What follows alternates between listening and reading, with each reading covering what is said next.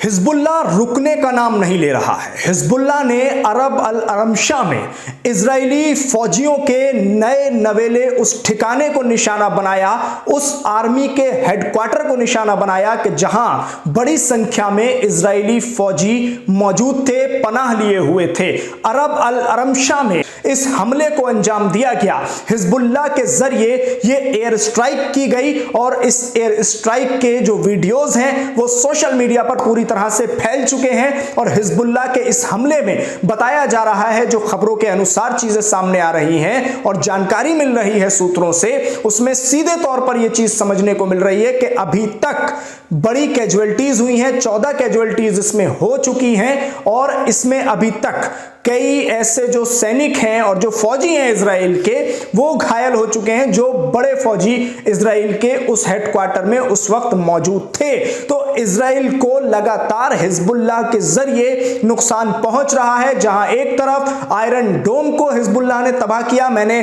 फौरन वो खबर आप तक पहुंचाई थी हमारे चैनल के जरिए, जिस वक्त आयरन डोम तबाह किया गया था और उस खबर को हमने आपको दिखाया था। ये अभी की लेटेस्ट खबर है जिसमें आपको मैं बता रहा हूं कि हिजबुल्लाह ने एक ऐसा हमला किया है जिस हमले में इजराइल का वो हेडक्वार्टर तबाह हुआ और उसमें खासा नुकसान, भारी नुकसान इजराइल की फौज को उठाना पड़ा है। 14 से तकरीबन 18 लोग बताया जा रहा है जो इजराइल के आईडीएफ के फौजी हैं, वो इसमें गंभीर रूप से घायल हो चुके हैं। इस हमले की तस्वीरें जो सामने आई हैं वो इस बात को साफ करती हैं कि हिजबुल्लाह का हमला बहुत ही खतरनाक था। लेबनान से इस हमले की कार्रवाई को, इस स्ट्राइक को अंजाम दिया गया हिजबुल्लाह के जरिए, जिसमें इजराइल के कई फौजी घायल हो चुके हैं। अब इस खबर में आगे आपको बताते हैं कि और क्या क्या अहम चीजें मिडिल ईस्ट में इस वक्त चल रही हैं हिजबुल्लाह के इस हमले के अलावा।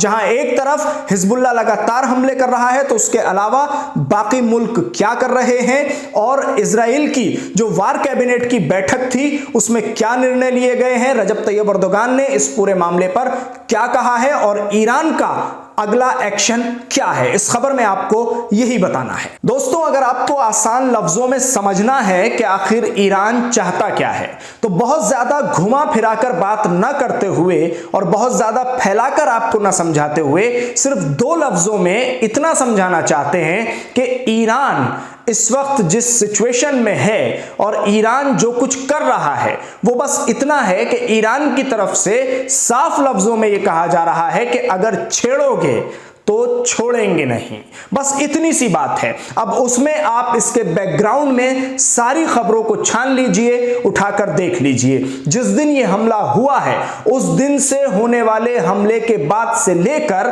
और अभी तक ईरान लगातार एक ही बात कह रहा है, चाहे ईरान के फॉरेन मिनिस्टर की तरफ से हो, ईरान के सदर इब्राहिम रईसी की तरफ से हो या फिर ईरान के supreme leader Ayatollah Syed Ali Khamenei की तरफ से हो, कि जिनका बयान सबसे बड़ा बयान माना जाता है और सर्वोपरि माना जाता है। इन सब की तरफ से, ईरान के तमाम ऑफिशियल्स की तरफ से बस एक ही बात कही जा रही है, हमने जो हमला किया था वो खत्म हो गया, लेकिन अगर इजराइल अब हमला करता है तो हम 10 गुना बड़ा हमला करेंगे और इजराइल को संभलने का मौका नहीं देंगे। यह सिर्फ इजराइल से नहीं कहा है, क्योंकि इजराइल की कोई ताकत सिंगल नहीं है, अकेले इजराइल की कोई ताकत नहीं है उसके साथ जब तक अमेरिका नहीं है। अमेरिका को भी यह खुला संदेश दे दिया, मैंने कल की खबर में आपको बताया था। तुर्की के सदर रजब तैयब अर्दोगान ने एक बहुत बड़ा बयान दिया है। जी हां दोस्तों, रजब तैयब अर्दोगान ने कहा है कि इस वक्त इजराइल सबसे बड़ा जिम्मेदार है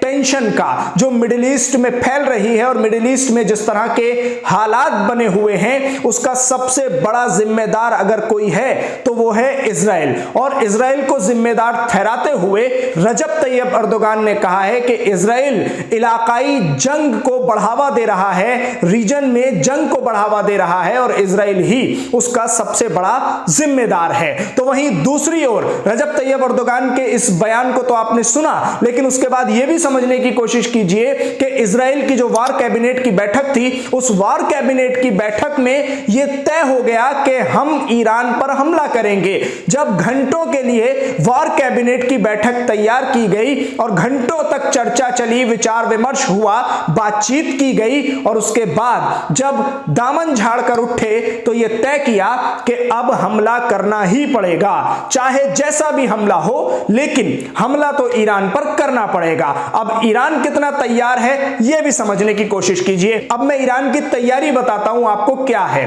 आपने वो खबरें देखी होंगी कि जो रास्ते में आप देख रहे होंगे कि बहुत सारे ट्रक गुजर रहे हैं, बहुत सारे बड़े बड़े मिसाइल उस पर रखे हुए हैं, और उसी के अलावा जो तोप हैं और जो टैंकर हैं वो भी आपने देखे होंगे कि ईरान की जो सड़कें हैं उस पर आपको चलते हुए नजर आ रहे थे। लेकिन लेटेस्ट अपडेट यह है कि अब बॉर्डर पर उनको तैनात कर दिया गया है। सैकड़ों की संख्या में, हजारों की संख्या में मिसाइल, रॉकेट, ड्रोन, टैंकर, तमाम चीजें, ये तमाम असलहे ईरान ने सरहद पर तैनात कर दिए हैं। और ये किस लिए किया गया है? आप जानते हैं कि जहां एक तरफ इजराइल कह रहा है कि हम हमला करेंगे, 48 घंटे का समय भी दिया था कि 48 घंटे के भीतर हम हमला कर देंगे, लेकिन वो 48 घंटे खत्म हो चुके, कोई हमला ईरान पर ना छोटा ना बड़ा ना कैसा भी हमला नहीं हुआ। लेकिन ईरान ने अपनी तरफ से पूरी तैयारी कर ली है। कुछ लोग कह रहे हैं कि अगर हमला इजराइल नहीं कर रहा है तो फिर ईरान क्यों ये तमाम टैंकर, मिसाइल, तोप, ड्रोन ये सब ले जाकर वहां रख रहा है? अरे भैया, अगर हमला हो गया तो फिर क्या ईरान पहले घंटों तक इन तमाम चीजों को सरहद तक लेकर जाएगा और उसके बाद हमला करेगा? बहरहाल, समझाने का मकसद ये नहीं है। समझाने का मकसद ये है कि इस वक्त ईरान ने सिर्फ इतना कहा है कि अगर तुम छेड़ोगे तो हम छोड़ेंगे नहीं। खबर इतनी ही है कि अगर ईरान पर इजराइल हमला करता है, जैसा कि इजराइल सोच रहा है, अभी तक बस सोचने की हद तक ही सारी चीजें सामने आई हैं, चाहे वो आईडीएफ के सैनिक हों, उनके कमांडर हों, फौजी हों, सबकी तरफ से बस एक ही चीज सामने आई है कि हां, हम हमला करेंगे। यह हमला कब होगा, कितना बड़ा हमला होगा, इसमें ईरान को कितना नुकसान पहुंचेगा, कितनी बड़ी संख्या में इजराइल ईरान को नुकसान पहुंचा सकता है, यह हमला कहां किया जाएगा, यह हमला ईरान के किस ठिकाने पर होगा, क्या यह हमला सिविलियंस पर हो सकता है, क्या यह हमला ईरान के एयर बेसिस पर होगा, जोहरी जो ईरान का ठिकाना है उस पर यह हमला किया जाएगा, ये तमाम चीजें निकलकर सामने आ रही हैं। मगर अभी तक यह पता नहीं चला है कि हमला कब होगा, कितना बड़ा हमला होगा। उसी के अलावा मैं आपको यह भी खबर दे दूं कि ईरान ने अपने वो हजारों जो मिसाइल्स हैं उनको ठिकाने पर पहुंचा दिया है। वो तमाम मिसाइल और वो तमाम जो टैंकर्स थे जिनको आप रास्ते में देख रहे थे अब से 2 दिन पहले, अब वो अपने ठिकाने पर पहुंच चुके हैं। पोजीशन ले ली गई है कि जिस वक्त भी इजराइल ईरान पर अटैक करता है उसके फौरन बाद ईरान अपने वो हथियारों से हमला करेगा कि जिन हथियारों के बारे में आज तक ना तो किसी ने सुना है, ना उन हथियारों को देखा गया है, और ना ही ईरान ने उन हथियारों का अभी तक मुजाहिरा किया है। हालांकि आज ईरान ने अपना जो आर्मी डे है, नेशनल आर्मी डे, उस पर अपनी ताकत का भरपूर मुजाहिरा किया। सदर इब्राहिम रईसी की मौजूदगी में बड़ी परेड निकाली गई, जैसा कि हर साल ईरान का नेशनल आर्मी डे मनाया जाता है। लेकिन इस बार यह नेशनल आर्मी डे बहुत खास हो गया क्योंकि ईरान ने अपनी भरपूर ताकत का मुजाहिरा इस नेशनल आर्मी डे में किया है,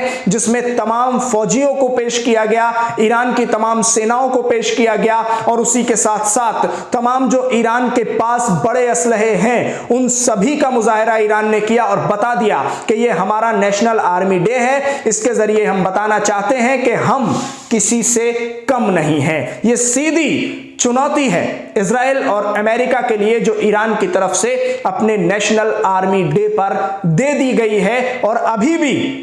जो इंटेलिजेंस की खबरें हैं उनके अनुसार यह पता चल रहा है कि अभी ईरान ने अपने उन हथियारों को किसी के सामने नहीं रखा है और ना ही कोई ऐसी भनक दी है अपने उन असलहों के बारे में, उन मिसाइलों के बारे में, और वो जो ईरान के पास बड़े बड़े